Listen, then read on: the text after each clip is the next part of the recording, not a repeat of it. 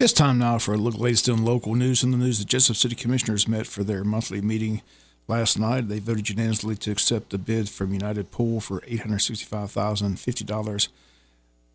But that includes a heated pool and the cost a little extra. But Commissioner Bill Harvey says that his constituents that he has talked to preferred the heated pool because it would allow more time for people to use the pool during the course of a year. The vote was unanimous. Here was part of the discussion by Commissioner Harvey, saying that he feels the heated pool is definitely needed. Expensive, and I appreciate that, and I'm not one to spend money. If we don't, we can do without it. I certainly can live with it. But it would extend the use of that pool for another 4 months during the year. It would increase the use of it at night, possibly longer than that. Where school children can't come in, it would give people, older people that pay the taxes, to come in and use that pool. Now, it wouldn't be necessary that we use it all year. If there's certain times of the year we could turn it. I guess you could turn it off and turn it on when you go to the bill. While it costs a lot of money, it's going to give the people that are actually paying for that a lot of extra use. Now, I still like Rusty to consider doing it. How many bids did we get, Bill? Is that we only had one? We had two, and we narrowed it down to the one that we're dealing with now, is United Pools. Yeah. Well, I thought you said 750 to 1,000. I thought you said 750,000 a month. No, 750 to 1,000 a month. I was like, Lord Jesus, yeah. And I'm ready to go into business if that's the case. Yeah, good.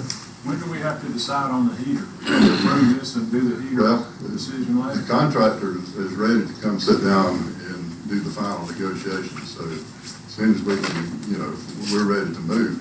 I still, as I've done every meeting, still raise the question about who's going to manage it, who's going to operate it, and that who's going to do the renovation of the dressing rooms and all of that. And we don't have a plan to do that. And so that, that's not up to me to decide that. But before I spend $725,000 on a pool, I would want to know what the whole plan is. Once again, those comments, the city engineer Bill Schuman. And once again, the heater for the pool extra, the cost to operate the heater for the pool between $750 to $1,000 per month. As far as who's going to operate the pool and the plan moving forward, the commissioners counting on City Manager Rose Marcus to come up with a plan and discuss that plan at their retreat, which is scheduled for Jekyll Island April 4th through the 6th. They stated still 4 to 6 months before the pool will be ready for the city of Jesup. Also to be discussed at the retreat, Mayor Ralph Hickox wants to update the commissioners on the homeless task force that's been meeting to discuss the issue here in Wayne County.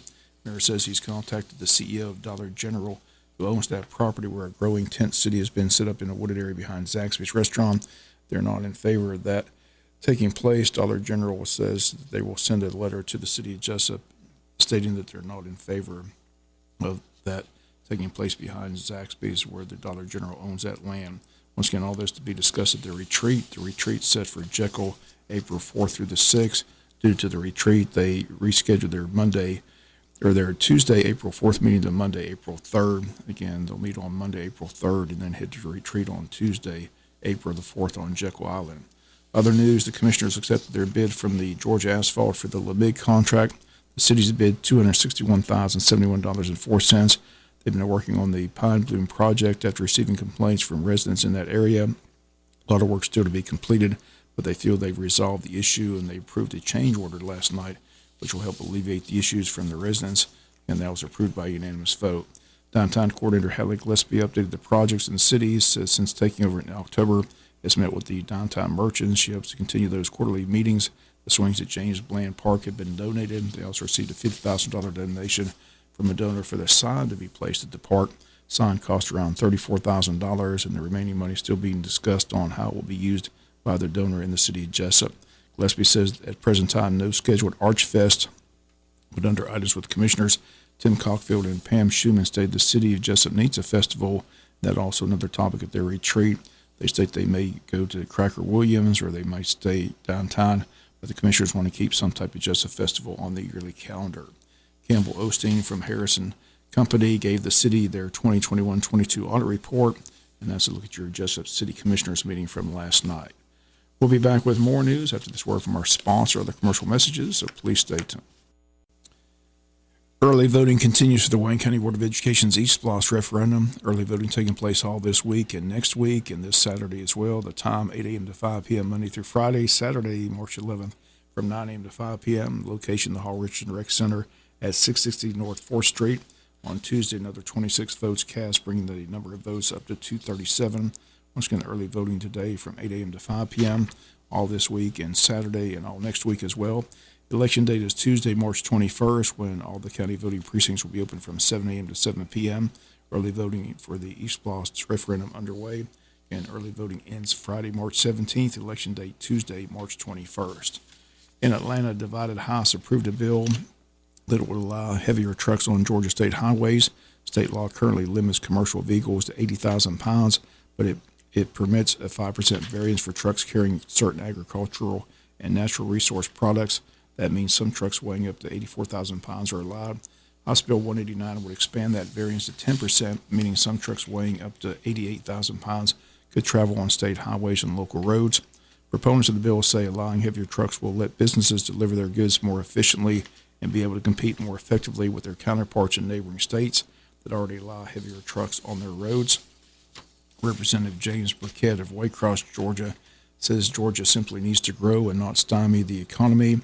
Opponents of the bill say heavier trucks will make Georgia highways more dangerous and take a greater toll on roads and in the long run cost taxpayers billions of dollars for more maintenance. Representative Darlene Taylor of Thomasville says the bill is destructive for roads, but especially for county roads and bridges. She says these small towns do not have the resources to maintain or continue to fix road abuse. The bill has opposition from the Georgia DOT. They say heavier trucks will mean greater wear and tear on roads, and the Georgia DOT says there's about 1,200 state bridges that could not safely support trucks weighing 88,000 pounds, would have to be restricted. State Representative Stephen Meeks in support of the bill. He says the state needs to take the step in the right direction, remain competitive with other states, and the House approved the House Bill 189 on a 93 to 81 vote. It now goes to the Senate, which heard testimony on a similar bill but took no action. Annual Peaches to Beaches set for this weekend, Friday and Saturday, March 10th and 11th from 8 a.m. to 6 p.m. Several official site locations here in Wayne County, the Odom Recreation Center, Odom Train Depot, Coastal Pines Technical College, and 656 East Pine Street. And if you need more information, you can call Odom City Hall at 912-586-2211 or Jesup City Hall at 912-427-1313. Wayne County Historical Society set to meet tomorrow night at Captain Joe's. Guest speaker for the evening will be Riley Lee, the Sacred Harp singing leader for the Hoboken Sacred Harp. Sacred Harp singing is well known in the primitive Baptist churches of our area, and the Lee family is renowned in its musical style. Hoboken has become widely known for Sacred Harp and will host its annual all-day sing March 18th. Again, the Touch the Treat meal tomorrow begins at 6. The program begins at 7. Visitors are welcome for the meeting. That's the Wayne County Historical Society meeting tomorrow night at Captain Joe's Seafood Restaurant. We'll be back with some final news notes after this word from our sponsor, other commercial messages, so please stay tuned. Wayne County Chamber of Commerce inviting everyone to the ribbon cutting this Friday at Harris Ace Hardware. And it takes place at 386 West Cherry Street, their new location, new store. Again, Friday, March the 10th, 12 noon, will be the ribbon cutting by the Wayne County Chamber of Commerce. Chamber also selling tickets for their annual Taste of Wayne, 14th annual event, a night at the races. The event takes place at Coastal Pines Technical College. Tickets are $50 for members, $75 for guests. Again, if you need a ticket, call the Chamber today at 427-2028. Altamar River Run by the Wayne County Board of Tourism set for Saturday, March 25th. Paddle begins at 8:30 that morning at Upper County Landing. Paddlers have a choice of 2 takeout points. The 11-mile paddle takes out at Pig Farm Oglethorpe Landing. 16-mile paddle will take out at J.C. Landing. Again, children 10 and under paddle for free with a registered adult. Registration is $10 per paddler. Altamar River Expeditions has canoe and kayak rentals for $45 each. You can contact them at 912-294-3604. Shuttles will be available that morning at the takeout points. The shuttle leaves J.C. Landing at 8 a.m., Oglethorpe Landing at 8:15 a.m. Registration forms are available at the Jesup Train Depot or online at the Tourism Board website at waynetourism.com. And they ask you to bring your hat, sunscreen, snack lunch, and enjoy the spring beauty of the river with the Altamar River Run set for Saturday, March the 25th. And the first annual Steppin' Out Gala for Wayne County, a black tie benefit for youth enrichment and community empowerment, takes place Saturday, March 25th from 6 to 10 p.m. at Coastal Pines Technical College. Again, tickets are $75. If you need more information or ticket information, contact Wayne Empowerment Association. Number is 912-427-3179. That's going to do it for latest in local news. Sports comes your way in a few minutes. Bob Morgan's have a great day.